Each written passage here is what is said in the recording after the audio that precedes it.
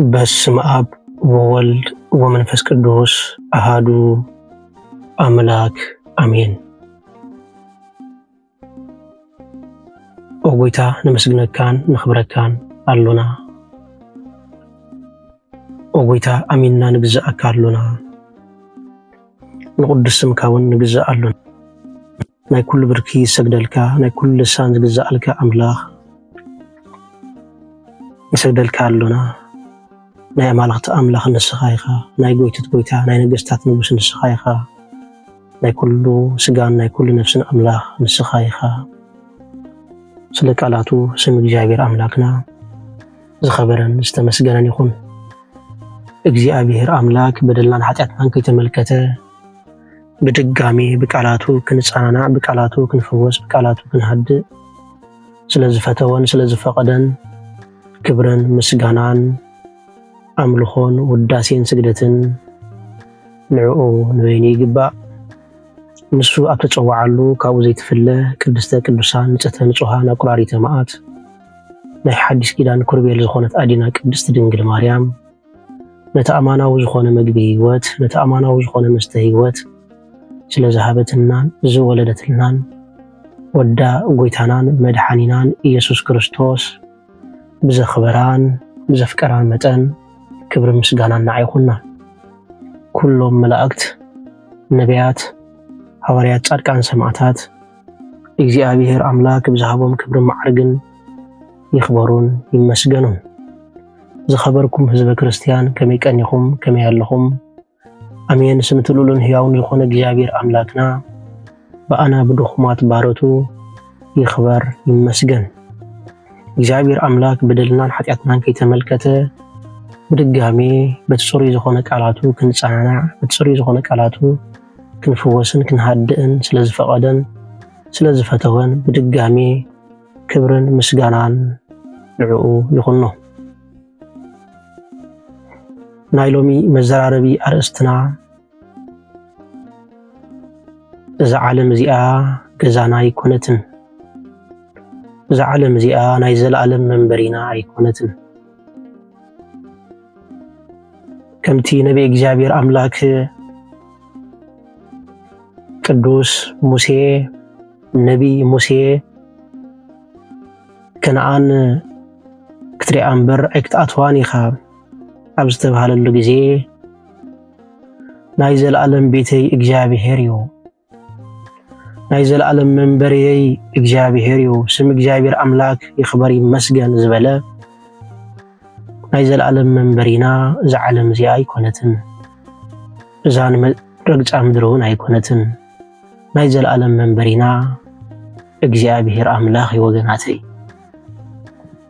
ከምቲ ኣብ ዕብራውያን ምዕራፍ 13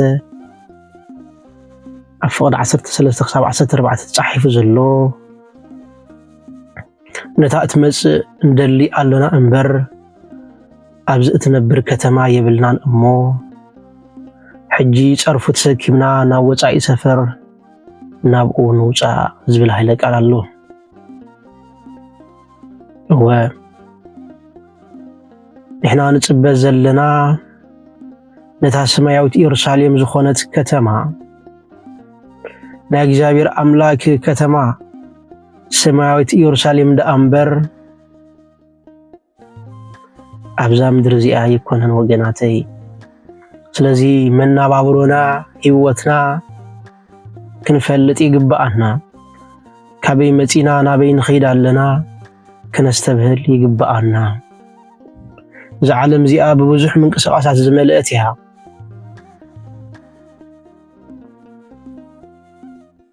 ኣብዛ ዓለም እዚኣ ዝሃንጹ ሰባት ኣለዉ፣ ዝውጥኑ ሰባት ኣለዉ፣ ዝሰርሑ ሰባት ኣለዉ፣ ሕልሚ ዝሃድኑ ሰባት ኣለዉ።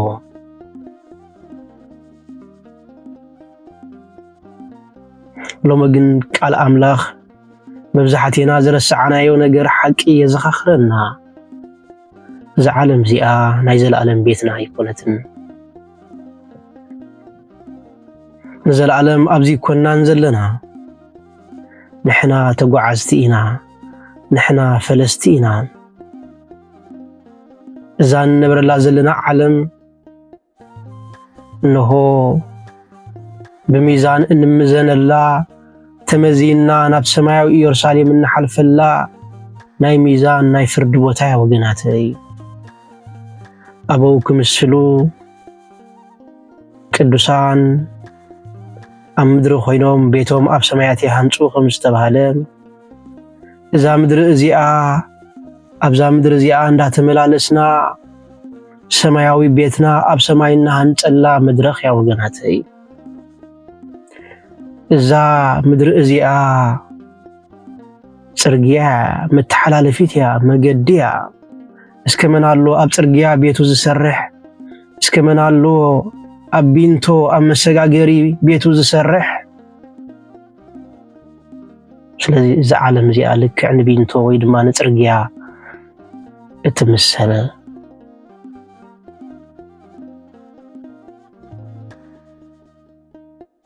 سلذي نايزل عالم منبرينا نايزل عالم بيتنا نايزل عالم جزانا جزائر أملاخي بجزاوي علم بجزاو نابرا بجزاو طعمي كنتالل أيقبأنا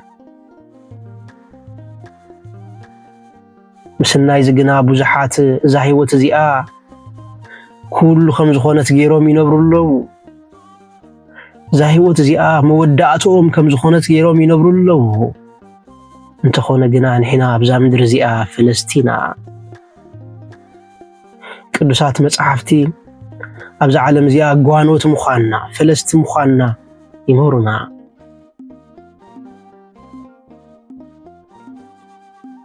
كمتي أبونا أبراهام كاب كران وجينا بكنعان استسد كمتي أبونا أبراهام مريتو قديفو أبداس زنبر زنبرة أبدون كوان زنبر زنبرة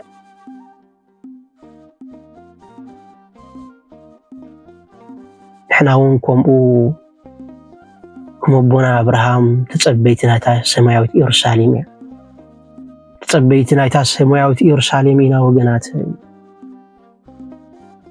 أبونا أبراهام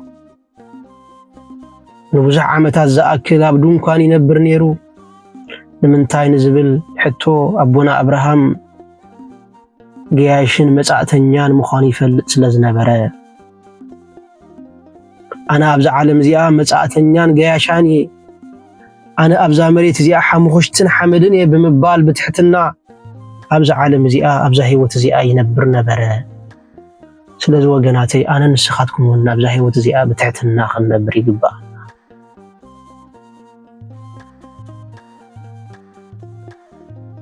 تقعزت مخاننا فليتنا قيشت مخاننا فليتنا أبزا عالم زياء بتحتنا خل نبري قبا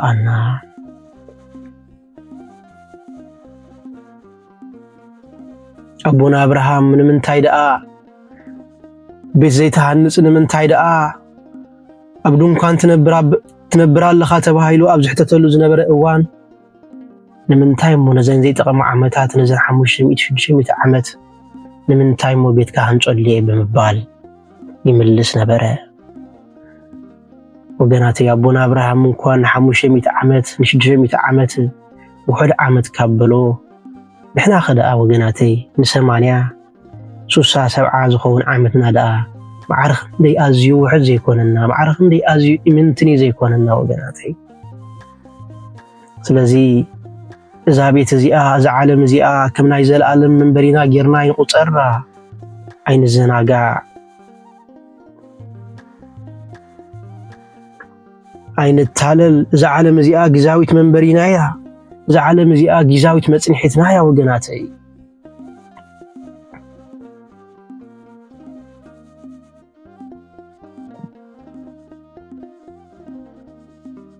كم تقدسان أبوهم لبوم أب جزاوي نجرات زيت أسرو نحناون كم فلسطي كوين نخن نبرينا تسوينا كم تقعزت خوينا نخن نبر تسوينا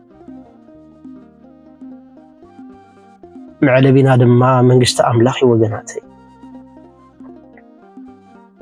مخنياتون علم فكار إذا صعبوا حادقا أزيو خبيت سلزخونه نتسولون كي مفكار إذا صعبوا حادقا أزيو كبير سلازخونه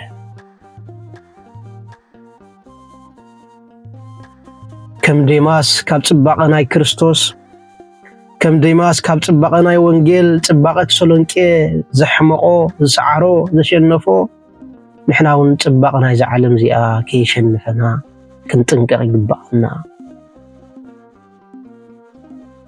زعلم زيا ብዙሕ ናብ ኣዝ ዝስሕቡ ነገራት ኣለዎ ገንዘብ ሓይሊ ሓጎስ ህቡብነት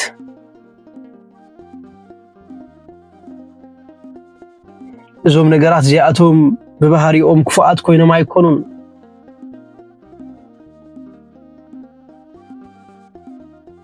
ኣብ ልብና ግና እዞም ነገራት እዚኣቶም ቦታ ኣምላኽ ምስ ዝሕዙ ግና ኣዝዩ ሓደገኛ ወገናተይ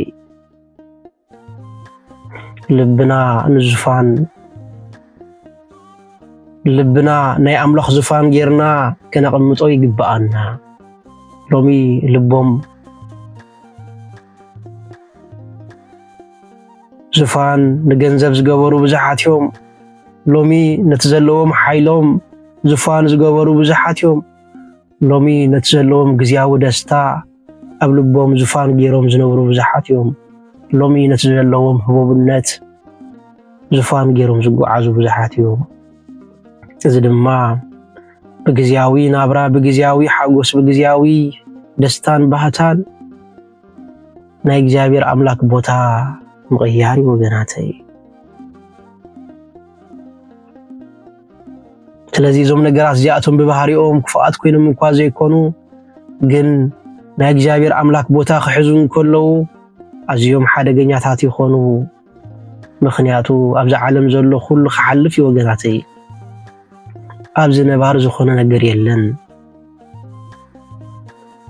ናይ ገዛእ ርእስና ህይወት እውን እንትኾነት ግዝያዊት እያ እዛ ሒዝናያ ንንቀሳቐስ ዘለና ህይወት ከም ሳዕሪ ነቓፂት እያ ከም ዕምባባ መሮር ረጋፊት እያ ሽው ኢላ ከም ትሓልፍ ንፋስ እያ ወገናተይ ኣብዚ ዓለም እዚኣ ነባር ዝኾነ ነገር የለን ስለዚ ክንጥንቀቕ ይግባአና መንበሪና ናይ ዘለኣለም ቤትና እግዚአብሔር እዩ ከምቲ ኣብ ወንጌል ማርቆስ ምዕራፍ 8:36 ኢልዎ ዘሎ ንሰብ ብዘሎ ዓለም ረቢሑስ ነፍሱ እንታጥፍእ እንታይ ይጠቕሞ ይብለና ለዚ ወገናተይ ነዚ ኣብ ዓለም ዘሎ ንዋያትን ሓጎስን ደስታን ኩሉ ረቢሕና እታ ክብርቲ ዝኾነት ናይ ዘለኣለማዊት ህይወትና እንታጥፍኣና እንታይ ይጠቕመና ስለምንታይና ከነዚ ሓቂ ዝንርስዕ መብዛሕትና ነዚ ሓቂ ዝንርስዖ ንምንታይ ምስለኩም ኣብ ሙቾት ምስ ንነብር ትኹረትና ኣብ ካልእ ምስ ንገብር ንግዚያዊ ሓጎስ ምስ እንሃድኖ ኖ ካብዚ ናይ ዘለኣለም ህይወት እዚ ንርሕቕ ማለት እዩ ክርስቶስ ግና ኣብ ማቴዎስ ምዕራፍ 6:19 ኣብዛ ምድሪ እዚኣ ንርእስኹም መዝገብ ኣይተኣክቡ ይብለና ኣብቲ ብልዕን ምምራትን ኣብቲ ነቐዝን ሓመድን ዘይርክቦ ቦታ ኣብኡ ኣብቲ ሰማያዊ ቤትኩም መዝገብ ኣክቡ ይብለና ስለዚ ክቡራት ኣሕዋትን ኣሓትን ናይ ዘለኣለም መንበሪና እግዚአብሔር ኣምላክ ምዃኑ ፈሊጥና ኣብዛ ዘለና ህይወት ኣብዛ ዘለና ዓለም ብጥንቃቄ ክንጓዓዝ ይግባአና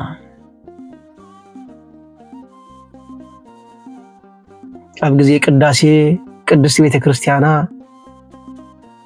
ልብኹም ኣብ ሰማይ ይሃሉ ትብለና ስለዚ ልብና ኩሉ ግዜ ኣብቲ ዘሎ ግዝያዊ መዝገብና ኣብቲ ዘሎ ግዝያዊ ባንክና ዘይኮነስ ልብና ኩሉ ግዜ ኣብ ሰማያት ክኸውን ይግብኦ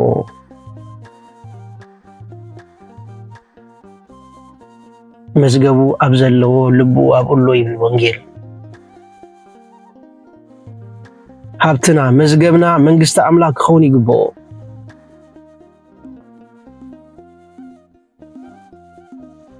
ልብና ኣብ ሰማይ ከነቐምጦ ይግብኣና ወገናተይ። በዛ ዓለም እዚኣ ክንኣምና ይግብኣና። ሓጎሳ ደስታኣ ኩሉ ግዝያዊ ዝጨበጥናዮ ዝጠፍእ ዝደሃሰስናዮ ዝጠፍእ ኩሉ ዝተንከፍናዮ ዝጠፍእ ነገር እዩ በዛ ዓለም ዘሎ ወገናተይ። ስለዚ ልብና ኣብ ሰማይ ከነቐምጥ ይግብኣና። ብዛዕባ ግዝያዊ ዓወት ዘይኮነ ብዛዕባ ግዝያዊ ፕላንና ብዛዕባ ግዝያዊ ራእይና ጥራይ ዘይኮነ ብዛዕባ ዘለኣለማዊ ህይወትና ክንሓስብ ይግብኣና። ከምኡውን ናይ ንስሓ ህይወት ክንነብር ይግብኣና። ኩሉ ግዜ ድልዋት ክንከውን ይግብኣና። ነፍስና ብንጽህና ክንሕልዋ ይግብኣና። ምስ ቤተ ክርስቲያን ቅርበት ክህልወና ይግብኦ። ብጸሎት ብጾም ብኑዛዜ ብቅዱስ ቁርባን ዘለዓለም ክንዳሎ ይግብኣና። ንዓለም ክንጥቀመላ ዳ እምበር ዓለም ክትጥቀመልና ይግብኣን ወገናተይ። ኣብ ዓለም ክንነብር ይግብኣና ዳ እምበር ዓለም ኣባና ክትነብር ይግብኣን ወገናተይ።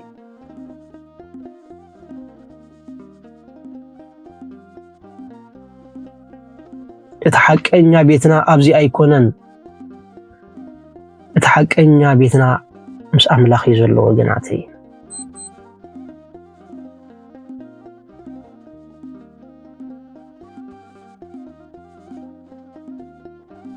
ናይ ዘለዓለም ዕረፍቲ ዝርከቦ ናይ ዘለዓለም ዝማሬ ዝርከቦ ናይ ዘለዓለም ውዳሴ ዝርከቦ ዕድመ ዘይቁፀሮ ዓመታት ዘይቁፀሮ ህይወት ምስ እግዚአብሔር ኣምላክ ኣሎና ወገናተይ። እግዚአብሔር ግና ነቶም ዘፍቅሮም ሕልና ዘይሓለኖ ዓይኒ ዘይረኣየቶ እዝነ እውን ዘይሰማዓቶ هو ነቶም ዘፍቅሮም ኣዳሊሎም ኣሎ ወገናተይ። ሰላምን ሓጎስን ዘለዓለማዊ ህይወትን ዝመልኣ ቦታ ነቶም ብኡ ዝኣምኑ ትኩልቶም ኣብኡ ዝገብሩ እግዚአብሔር ኣምላክ ኣዳሊሎም ኣሎ።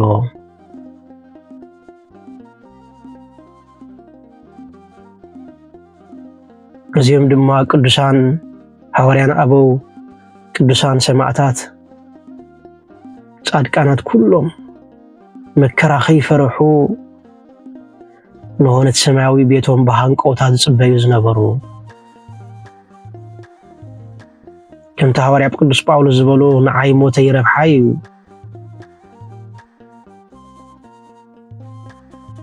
ንሆ ብክልተ ነገር ይጭነቕ ኣለኹ ኣብዛ ህይወት እዚኣ ቁርብ ክጸንሕ እሞ ነቶም ዘለዉ ምእመናን ናብ ሓቂ ክመልሶም ናብ ህይወት ከምጽኦም በቲ ሓደ ድማ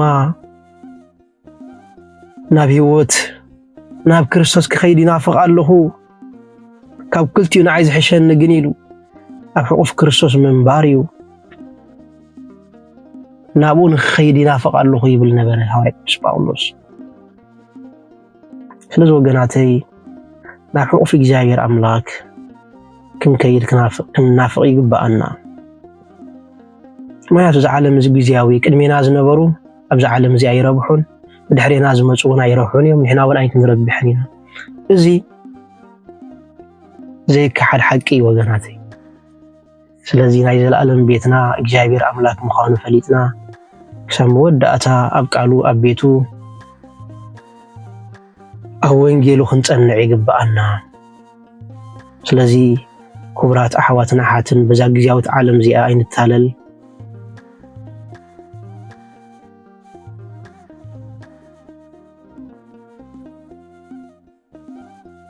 ቤትና ኣብ ሰማያት እዩ። ስለዚ ብጥበብን ብፍርሓትን ንምንበር እግዚአብሔር ኣምላክ ድማ ዘይጽምሉ ኣኽሊል ዘይበርስ ሃብቲ ማንም ክሕድገና ዘይክእል ዕድል ኣብ ሰማያት ኣቐሚጥልና ኣሎ። ኦ እግዚአብሔር ኣምላኽና እዛ ዓለም እዚኣ ግዝያዊት ምዃና ክንዝክር ሓግዘና። ፍቕሪ ዓለማዊ ነገር ካብ ልብና ኣወግድ ኣብ ውሽጥና ድማ ዓሚቕ ትምኒት መንግስቲ ኣምላኽ ትኸለልና ከም ነጋድያን ኣብዛ ምድሪ እዚኣ ስጉምትና ምርሓና ብሰላም ድማ ናብቲ ኣብ ሰማይ ዘሎ ሓቀኛ ቤትና ምርሓና ኣሜን። ንዝነበረና ግዜ ባሪኹን ቀዲሱን ስለ ዝሃበና ክብርን ምስጋናን ኣምልኾን ውዳሴን ስግደትን ንዕኡ ንበይኒ ይግባእ። ወስብሃት ለእግዚአብሔር።